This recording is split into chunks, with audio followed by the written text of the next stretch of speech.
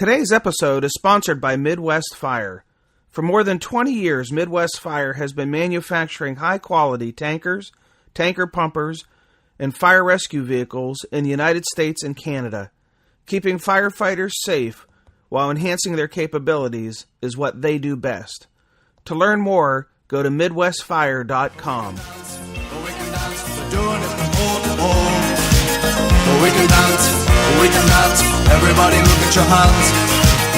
We can dance, everybody's taking the chance. Safe to dance, oh it's safe to dance. Yes, it's safe to dance.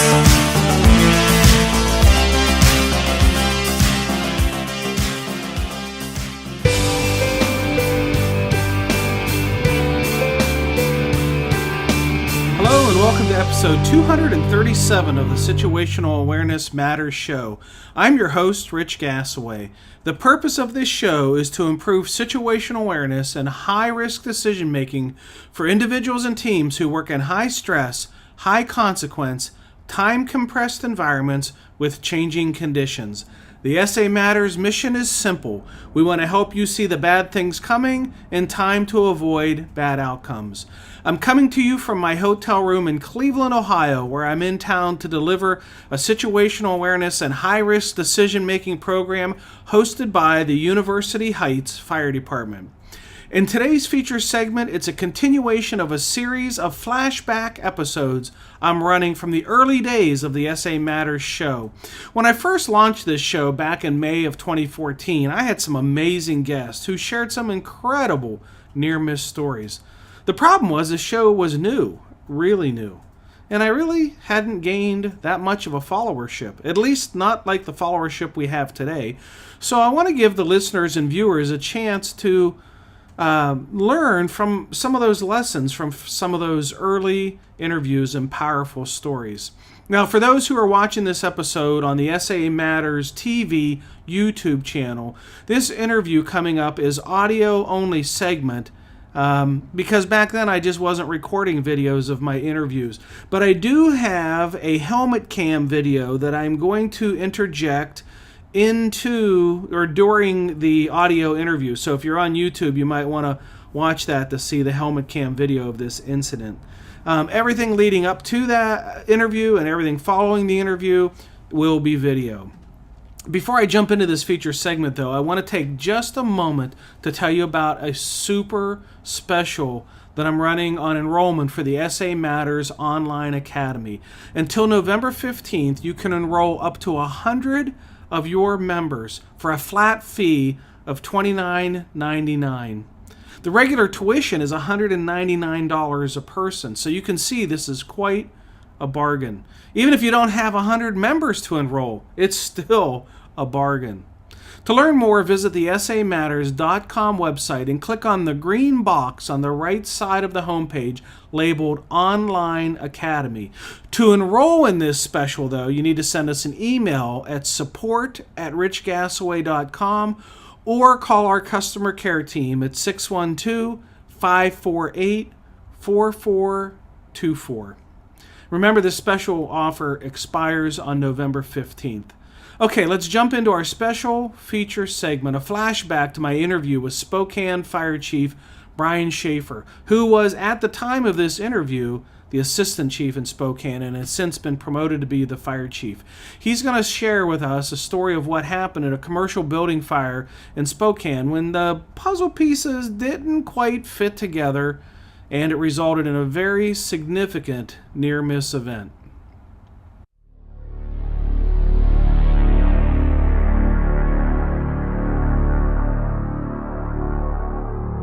So we were dispatched on July 5th in 2013 to what was reported to be smoke coming from the west side of a commercial building. The building itself is on North Mayfair. It's in predominantly commercial area. Most of the buildings in the area are all healthcare related and supportive to Holy Family Hospital, which is essentially across the street. It was a normal day for us, the day before or the day after 4th of July. So from a system perspective, we were extremely busy. We live in an urban interface area. It's an urban fire department. We normally send to a commercial building about 6 companies, 3 or 4 engines, 2 ladders, and rescue, as well as 2 battalion chiefs. And they went en route initially based on the information of light smoke. The incident wasn't upgraded until the first unit arrived and said they did have a working fire. So minutes after the arrival of the first battalion chief, it was upgraded to a confirmed working fire.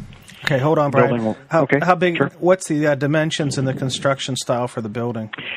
Yeah, it's a good question. It was about 70 by 50, Type 5 wood frame, non-sprinklered building, which is common in that area, but not so common to have such a unique building that isn't protected in our jurisdiction, especially one that was being used as predominantly a medical type of occupancy. There was dentist offices, PT, several different type of offices that saw patients. Single Lots story? Of flammable. 2-story. 2-story. With what we believed was a full basement. Okay. All right. Now we got it. And you said the first alarm response. How many total people is that on the alarm to the estimated on the alarm? About 23. Okay. Is first alarm commercial assignment for us. Okay. And the companies, because of where this was in the North Battalion, there are several companies very close, all within 5 minutes or so on arrival of each other. So just probably like a lot of the listeners are familiar with, it's a bread and butter type of commercial building fire. In the heat of the day, it came in around 1558, closer to 1600 by the time that everybody got there. So it was pretty hot, and the crews had already had a couple fires and lots of EMS calls that day. So not to say everybody was tired, but everybody was focused and wanting to get this knocked out, I think, as soon as we could. When the incident did get upgraded to a working incident, that's when the command staff is notified, and it was simply that, based on the light smoke showing, I don't think any of us on the command side really thought that it was going to evolve to be anything. You know, with the wildland influence in our area, a lot of times, you know, brush fires next to a building or vacant lots, alleyways, dropped utility lines, those are the common causes for smoke next to a building. The companies, when they started trying to attack the fire, they went to the west side of the building, which we identify as Bravo. I went to the Bravo side and found a bunch of heating, ventilation, and air conditioning units that were lined up for each occupancy or for each area of the HVAC system in the building. And the smoke was coming from what appeared to be the basement in this building, and they thought that it was going to be accessible from the exterior. The other arriving companies went immediately to enter the building. The building was unlocked. It was being used. There were people in the building that were notified by the fire alarm system to evacuate, and they did. And they confirmed to the initial BC that everybody had evacuated and they were accounted for within their unit, which was up on the second floor, a dentist office that actually was the person that made connection with the IC.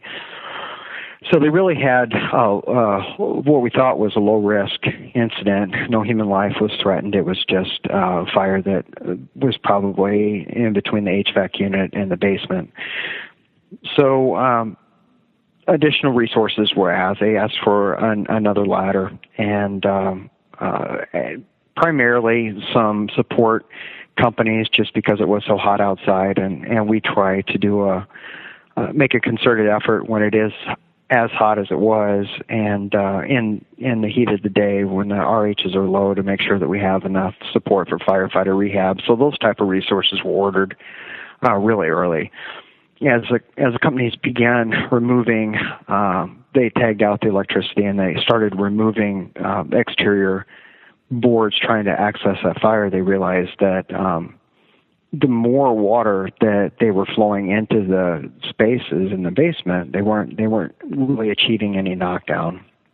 The second arriving battalion chief took a couple companies with him and went to the basement and located the interior stairs to the basement and made entry to the basement, expecting to find a heavily involved basement fire, primarily because of the information that we were getting from the exterior crews that kept saying that, we're flowing 150 gallons a minute on this fire and we're not really seeing any result. When he got down there with his crews, they stretched leads down to the basement. They had thermal imaging. They had what they felt to be really good situational awareness of the exits and the floor plan. And the conditions. The conditions were warm, not hot, clear atmosphere, little to no smoke, and it was cut up in the basement. So somewhat of a complex search, but not anything insurmountable that we don't run across on a day-to-day basis. So the BC was having companies charge their lines, make themselves ready, and search, do a primary, secondary for human life, and then also start opening up walls to try to access the fire, which at that time he thought was probably above them in the trusses. So they were cutting holes in the ceiling, cutting holes in the wall, and time was ticking. And when the additional resource for firefighter safety were added, I decided to self-initiate on it and started to head up that way, as well as a couple of our other command staff, medical service officers, ambulance, things like that. When I arrived, I sat with a IC that was on the A side, the address side of the building, and decided that the conditions were continuing to worsen.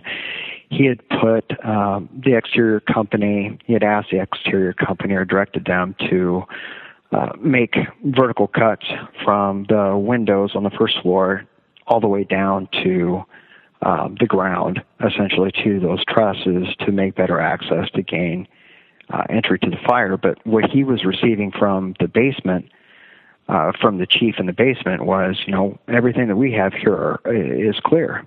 We have no heat, we have no fire, clear atmosphere. We're still searching and still trying to locate the seat of the fire. It's really confusing information for us back at the command post because it made no sense. We had a lot of fire showing from the Bravo side, heavy smoke under pressure, and yet our people in that area were reporting that they had nothing.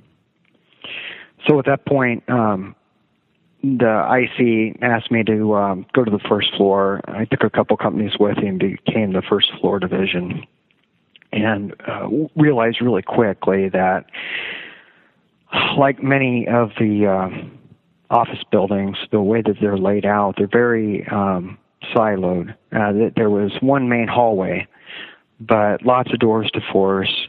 I had light smoke on the first floor. I went in on air with a tracking board and had the companies go in and just do a primary and secondary search because a lot of the doors were closed. We weren't confirmed that everybody was out on the first floor. We only had information on the second floor dentist office. So our primary function was to complete a search, feel the floor, see if we can check for extension as we were making our way after that secondary search. It wasn't too long into that process where the conditions really started to change. And I was talking on a simplex channel between myself and the basement division, the chief that was in the basement, and just telling him, my situation's changing on the first floor. We've got light smoke. We've got light smoke banking on the ceiling. We've got light smoke coming down to about my waist, and my crews were all on their knees, and they were we had laid a pre-connect down the master hallway in case we needed it. Otherwise, the companies were using ropes and just doing wide area searches when they needed to, and then just the regular bread and butter type of searches in the offices that were somewhat segmented and tiny, and making sure that the closets and everything were forced and opened. So if the listeners are following on slides, we're looking at slide 12, titled Northwest Corner, and that is a pretty good visualization of the situation that we had. Light smoke, but it was starting to bank down, and it just continued to get worse until the visibility essentially went from poor to non-existent. And, I dropped to my knees. How fast did that happen, Brian? Just honestly within a breath or two. Okay. Just within breathing in on your SCBA, just one or two breaths, you blink, and the next thing you know, you're standing in darkness. And dropped to my knees, kind of got a hold onto the hose line, made sure I knew where our folks were that were working on the first floor, and I called down to the basement division and said, "Hey, conditions are changing up here. What is it doing down there?" And the same information for feedback was, "It's cold and no smoke." So I just, something's not right here. And at the same time, we have the IC outside, as well as several of the other exterior companies that were reporting a really dramatic change in fire conditions. That would really be probably best viewed if somebody had opened up the slide presentation, probably on slide 26 or so. And what essentially was happening on the outside of the fire is, I guess big picture is the basement, we found out later, was extremely compartmented, and the fire had started behind the HVAC system on the exterior, and it worked horizontally across that entire floor. And eventually it found a way up through the walls and jumped my floor from the basement up to the second floor. And when it did get oxygen, we had a pretty significant event with a flash that occurred right above us. But it was hard to tell inside what was going on, or a rollover, above us. And it was really hard to find out or to feel what was going on because we were in complete darkness. And at that point, all that I really was concerned with was what's going on in the basement. I was able to get my crews out. They were just within a reach of me when all this really did happen. And the interesting thing that I wasn't aware of is I also had a ladder crew that was not on my board that I did not know that was on the first floor that came to me and said, "They told us to get out. They told us to get out." And I transmitted that information to the IC and said, "Hey, I just got passed by a ladder company that said that they were ordered out. Are you aware of that change?" And in not so many words, he said, "No, hold the line until we can get the basement division out." And we decided we just kind of got our bearings about us, and then worked with another couple companies that were staged outside of my division, put them into place, sent them down to the basement, and we're finally able to make face-to-face connection with the battalion chief that was in the basement and get him out of there in pretty quick order. But it was a pretty emotional event, I think, from my standpoint. It was a really close call, and the detail here is a communication between myself and the division below me, because he was still in disbelief. Some of his company had went out for air. He had sent out a different exit that none of us were really familiar with, and he couldn't get them on the radio. So all of his communications were to what he perceived to be kind of the missing elements of his division, and I was trying to contact him and trying to get him out of there, to the point that essentially I sent two companies down the stairs, which standing at the top of, or not standing, but I was on my hands and knees, and at times I was on my belly. waiting for those guys to come up, but it was just like a blast furnace from the basement. The crews on their tick cameras, when they were coming out, it was completely whited out. It was just all heat in the basement, but the fire had never actually broke out of that green rock that was all sheetrocked down in the basement. It was really heavy. Let me stop you for a second. Sure. So you had those rapid and changing conditions on the first floor. Heavy, thick, black, angry smoke pushed you guys down to the floor, and out the front door you came. But I thought I heard you say you called the basement, and it said it was still clear and cold. Yeah. So when did it turn black and smoky on them? When it finally banked down to where I was on my belly and I sent crews down to get him, that's when they came back up with their tick and said, it was so hot down there. But I think one of the keys to this is when you're in that environment for so long and you're not actually working and you become normalized to your environment and you don't see subtle changes as significant changes. I don't think the division below me knew the conditions or appreciated the conditions until it got to the top of the stairs. When it got to the top of the stairs, he realized, wow, something radically changed. He was in complete darkness in that basement and was focused on just finding fire and didn't recognize or appreciate the amount of fire that you could see on that slide 26 that was occurring above him. And even in the slide, if the viewers open up the attachment, you can see that there's still not a lot of smoke in that basement. It is directly on that first floor and that second floor, and probably the weirdest fire conditions or fire dynamics that I think I've ever seen in a Type 5 office building. Not that we get a lot of them. I mean, normally these type of fires would be in an attic fire, at least in my experience in the urban world, but not at all what I expected this fire to go. And it eventually became a parking lot. We lost this entire building from what was a stupid HVAC, small HVAC fire that extended into the joist and into the basement and subsequently became a parking lot. It's one of the, it's an embarrassing case in my mind for me, but it's also goes right next to my pile of close calls that, never really to expect the unexpected, because it did happen to us that day. It looks like, I scrolled on up to slide 35.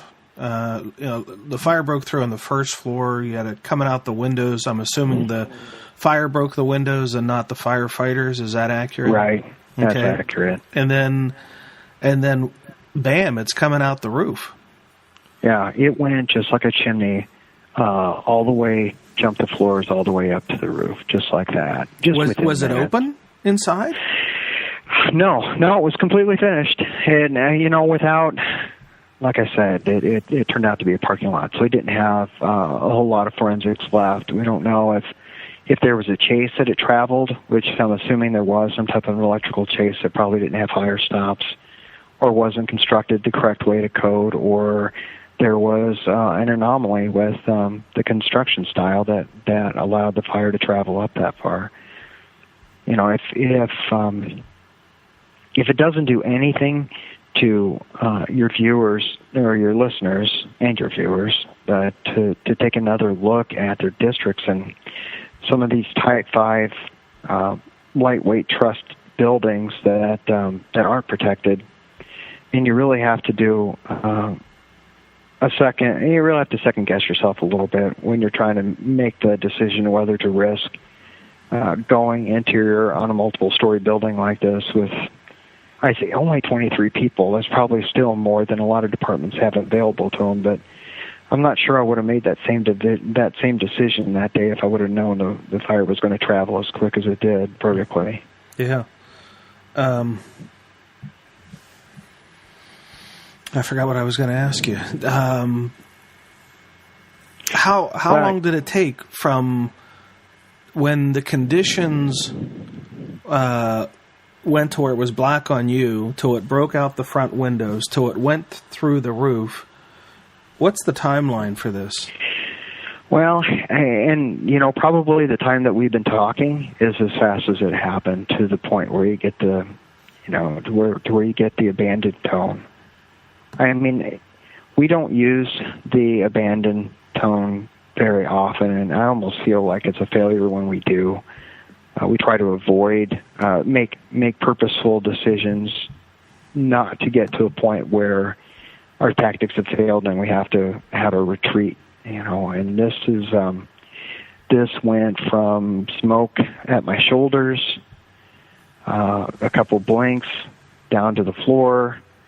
The heat followed right after that, and then it was maybe a few minutes of competing for airtime to get on the radio and get a hold of the division below me, and then transmit what I was seeing inside, which wasn't, just quite frankly, it wasn't very sexy compared to what it looked like outside.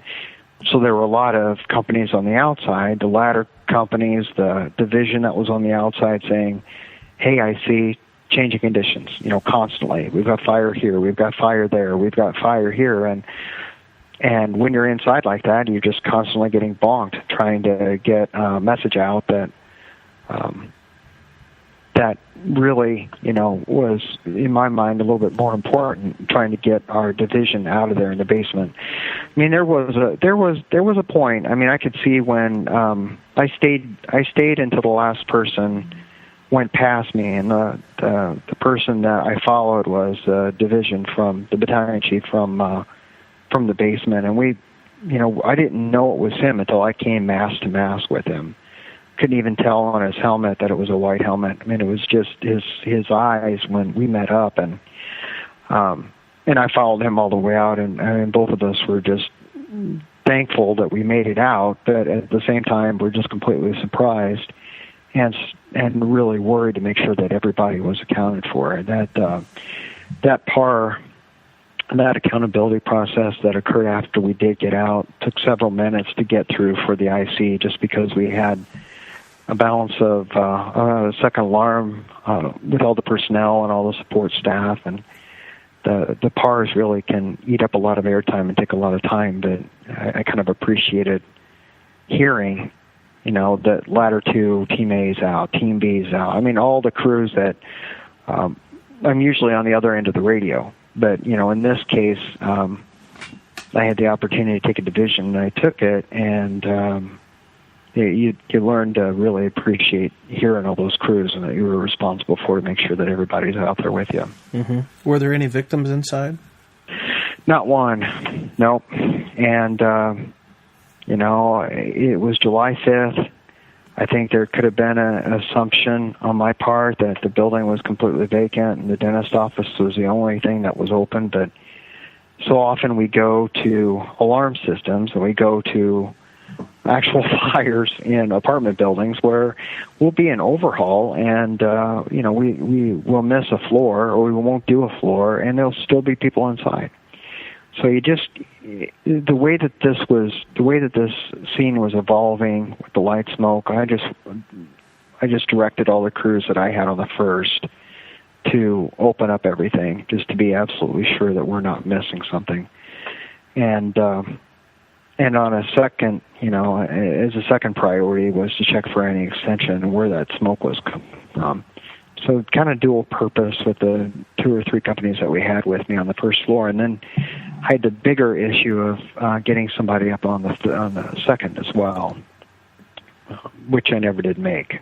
Mm-hmm. I had a deputy chief that came in that met me on the backside that was going to take the second division on the second floor and check for extension, but we didn't get any time. By the time that he got around to me, the fire had already jumped to the second floor. Now, when things went bad, how many firefighters were on the first floor and how many firefighters were in the basement? I think at probably 6, if not 8, in the basement, and I had 7, including me, that were on the first floor. And then the unknown ladder crew that I didn't know was actually on the first floor, they were on there too with 4 people. What they had done, it turned out in the AAR after everything was over, was that they had made those cuts from window to ground and went into that first floor just to do a curve cut or 2 on the floor to see if they could find where that fire was.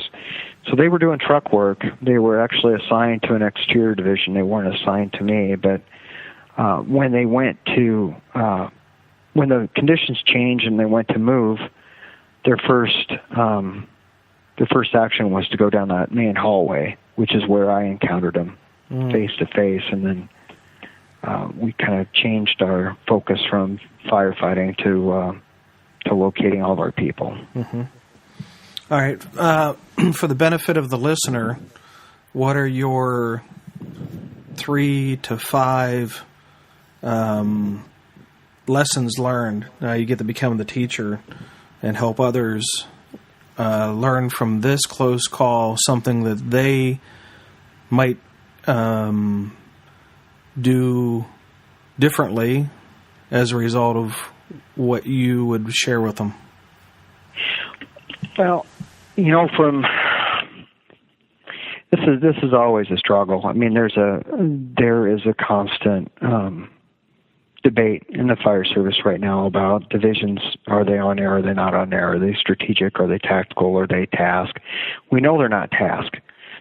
That's a given. But at what point do you lose the ability to really be effective as a div soup on a structure fire if you are not in the area that you're assigned? And so as an organization, we've gone back and forth on that. If we have a house fire, most often the divisions stay outside and manage the front door. On larger fires, we'll send them into lobbies and we'll send them into stairwells, keep them at an access point, and that's what I was trying to do in this case. But hindsight being 2020, is that what it is, Rich? I can't remember. You can cut that out. hindsight being what it is. I was a part of the scene as it was evolving, and instead of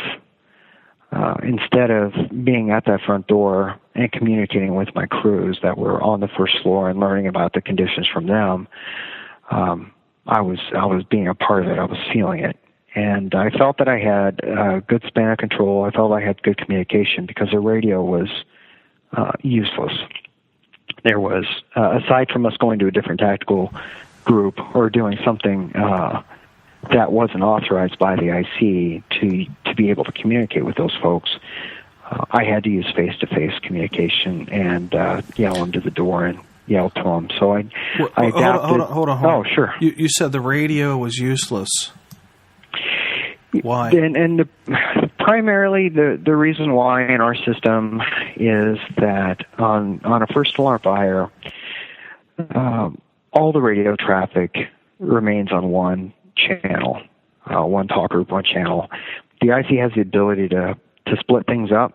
Once he or she establishes command and assigns different, allocates different tools the radio gives us. But at the time that, and throughout this whole incident, there was only one channel. So when it went to a second, you had 5 companies on the radio going en route, getting short reports of what the incident and staging and all of the ancillary traffic. Plus, you had 2 other divisions that were communicating. Plus, you had dispatch communicating. It was too much. You couldn't get any airspace whatsoever to be able to communicate back and forth with the resources that you were assigned. So you have to adapt. And we did that, but at the same time, that was our biggest detriment. And I don't think I've ever been involved in an AAR after an incident and not had communication come up as a problem or a challenge or a detriment. Are you changing anything as a result of this? Well, a couple things that we're doing differently, and we purchased an entire new radio system, and it's in place now, but we're not using it yet until we get until we take this incident and recreate it and run through it and add a little bit more complexity to it with the different talk groups. We have been on a legacy VHF system for 50 years, and it has its place, and its place expired about 1970. So the new system is an 800 trunk system. That's also got a legacy aspect to it that we can revert back to if we need to, or where we bring in some of our federal partners.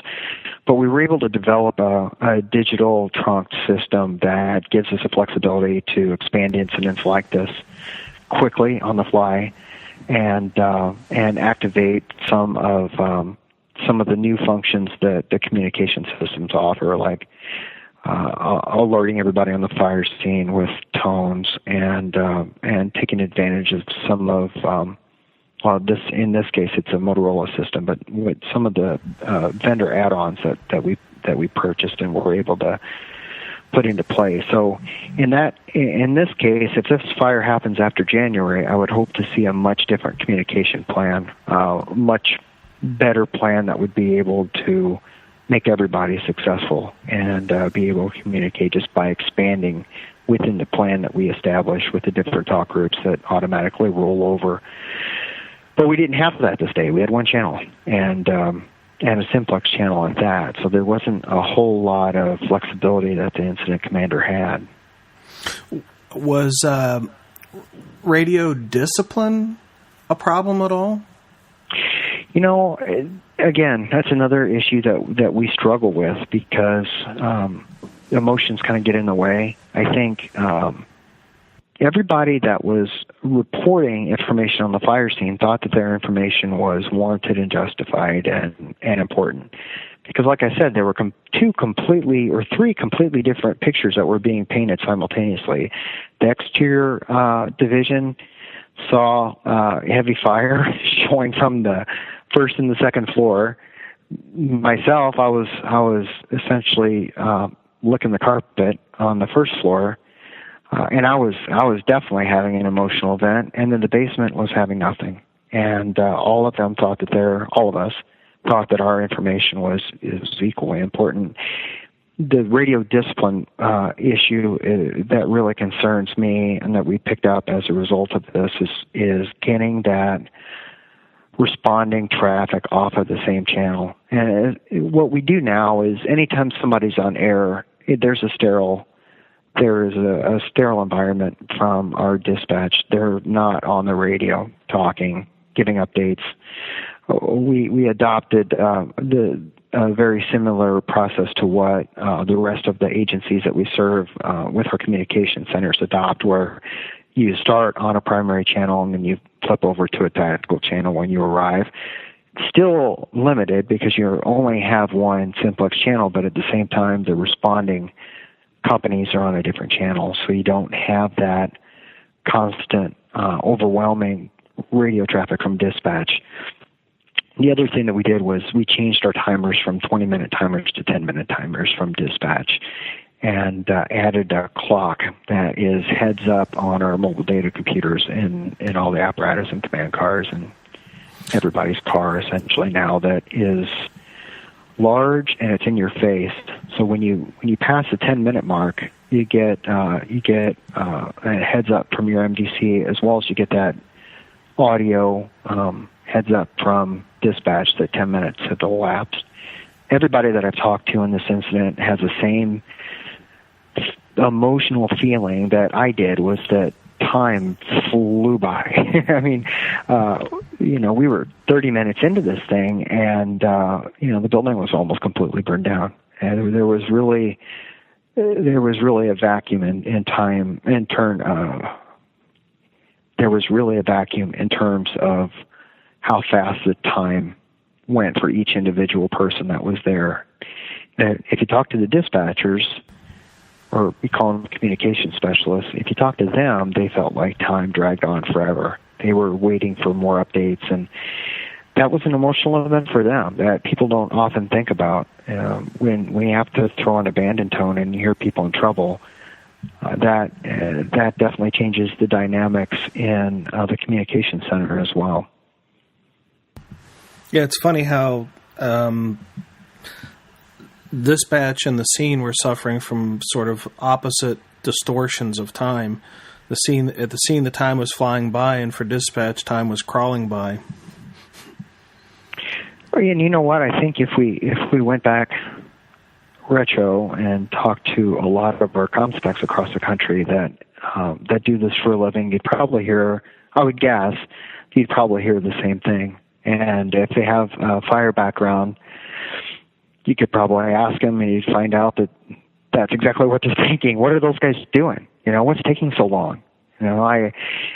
We give our comspecs so many tools so they can see how fast we're driving, they can see where we're parked.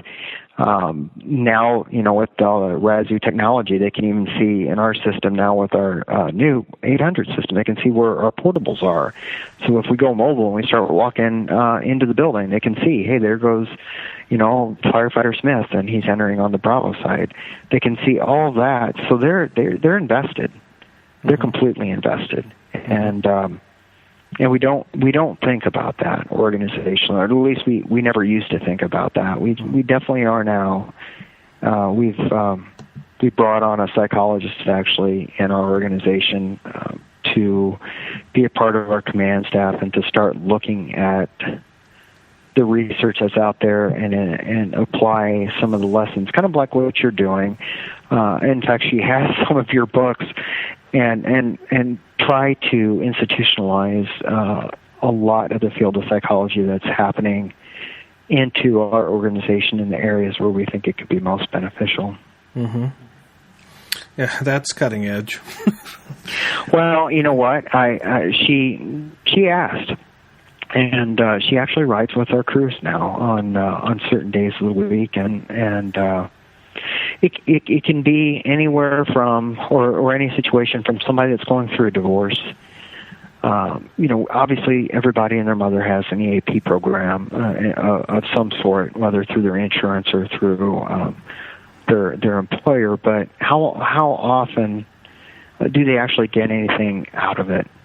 Anecdotally, what I found here is that our personnel, if they get to the point of using AP, will use it and then it'll get thrown away, or they'll go for one or two times and then they'll never go back.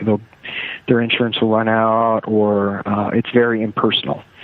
Well, it changes. The dynamic changes when you have somebody that's part of your organization that knows you, that understands the environment that you're working in, that understands the politics, that understands what it's like to work shift work, that is current on all the research and all the psychology that affects you. And what she does is she not only connects with the firefighter, the families, but also helps him through for some time. You're not limited to 4 visits like you would in a traditional program, 3 AP. You can use the AP, but we always have our psychologists follow up.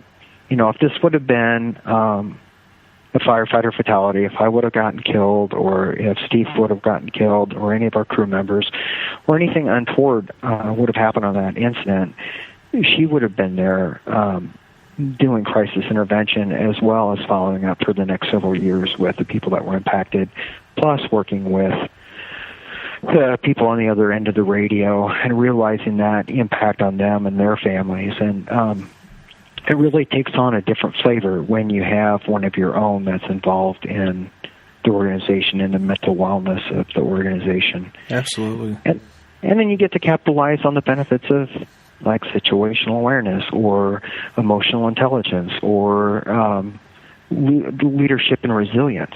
Mm-hmm. Well, we have those philosophies thanks to her built into the organization, and we're in the process of instituting those and institutionalizing those throughout from the point where you're hired and you're brought in all the way until you retire. And then it would be my goal to actually have that post-retirement, because that's another huge life change that I don't think anybody really tells you about until you go through it. I'm looking forward to it, but I can't. I've seen the last 3 or 4 people that have been at the battalion chief level. They've had a tough time. adapting to life outside of the fire department. And wow, you're going to find this incredible. I just recorded an episode on that very topic of preparing for the climb down the ladder, preparing for retirement. In fact, I think it just went live yesterday on really? On the show. Well, here's the thing that scares me, Rich, is that out of the last couple people that have retired, I can name all of them have had cancer after they've retired. So I have a hard time believing that their cancer wasn't related to a stress trigger. I just have a really hard time believing that their medical conditions aren't tied to that lifestyle change or that significant event of leaving the organization. Mm-hmm. And it's not one, and it's not two, but I'm talking like almost 10. Wow. So I really think that there's something there, and so I want to do something for those people so that we don't send them out into an area that they're not prepared for. So good for you for doing that. Yeah. I think well, for the listeners, go back and listen to episode 27. As I'm talking with Jeff Dill from the Firefighter Behavioral Health Alliance and a recently retired fire chief from Prince Albert, Saskatchewan, and myself, and who retired, and we're talking about that very thing, Brian. It's finding your passion and purpose after retirement, and finding a way to bring yourself continue your sense of worth and well-being, so that you can remain physically and mentally healthy after you retire. Yeah, that's the best part. I mean, that's the fun part when you actually get to retire. Who wants to retire and get sick? Yeah. It's certainly not me. Yeah, me neither.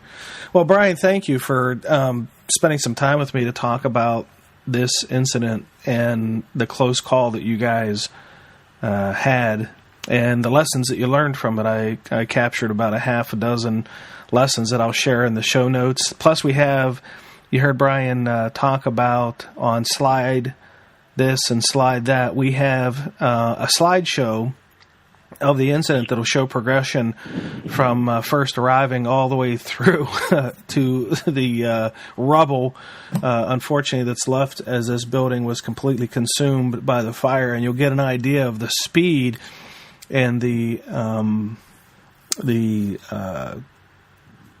energy that is passing through this building in a short amount of time, and how this fire is growing, and how close they came to getting overrun by this fire unexpectedly.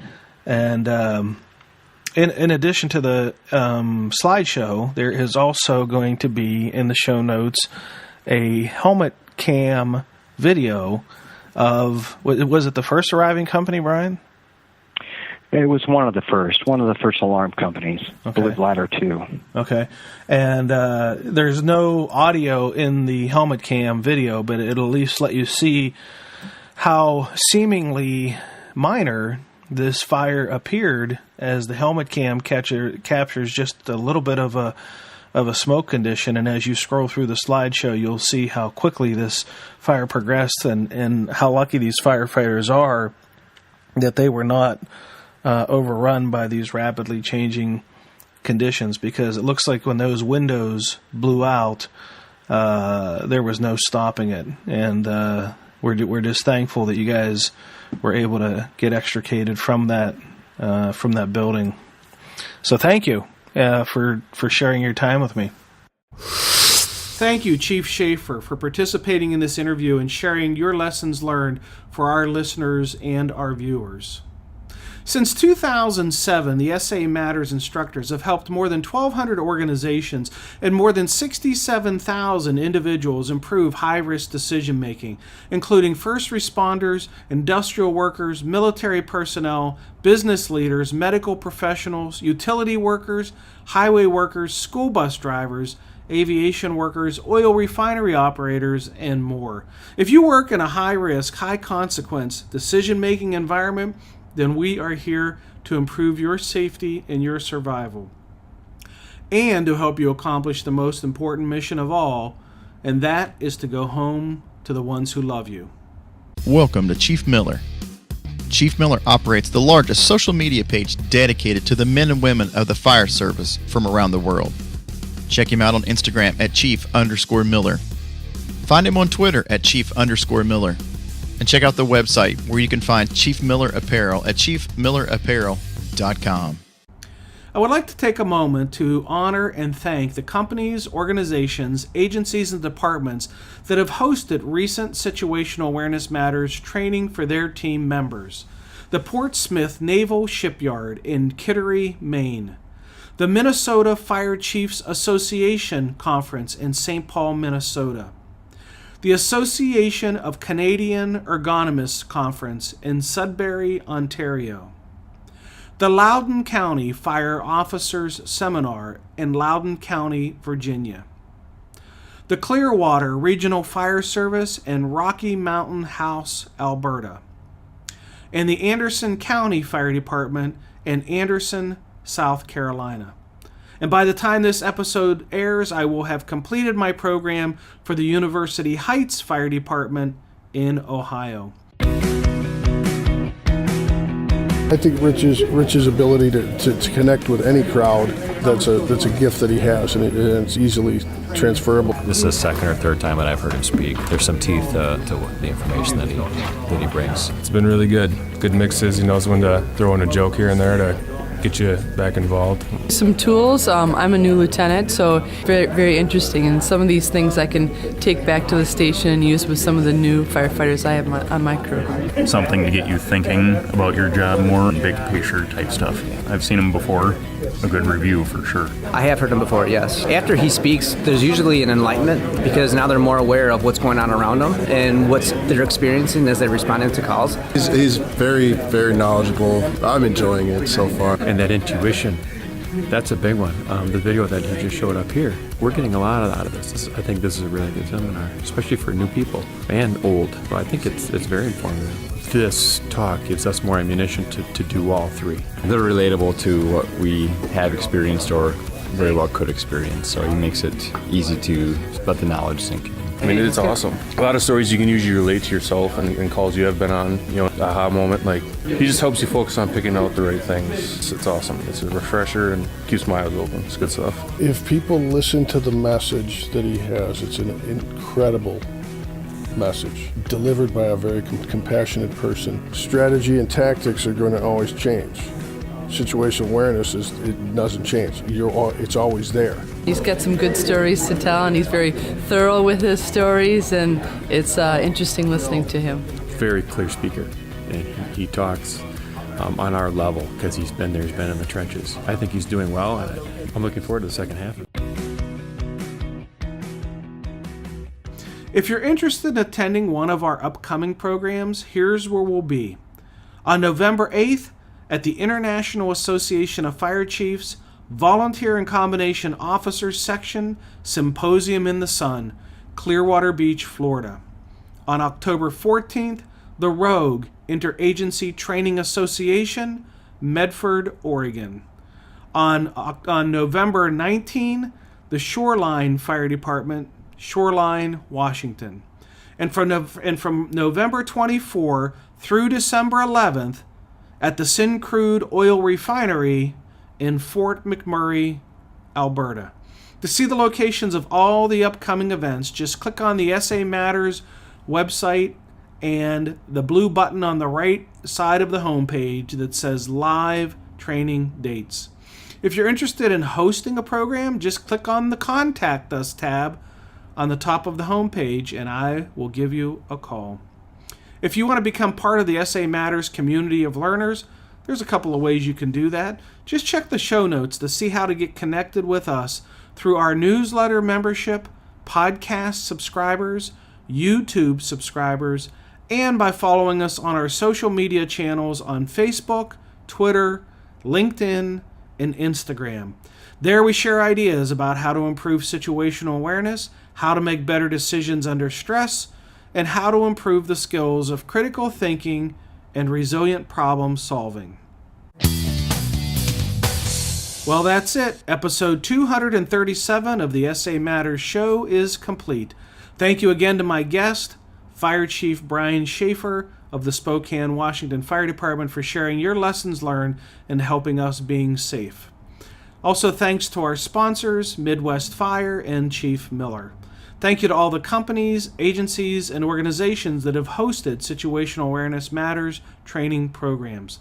Thank you to the organizations that have hosted the live, virtual, internet-based training events. Thank you to the more than 2,500 students and graduates of the highly acclaimed Situational Awareness Matters Online Academy. And most importantly, thank you, the listeners and viewers of this show, for sharing some of your valuable time with me. I really appreciate your support of the SA Matters mission.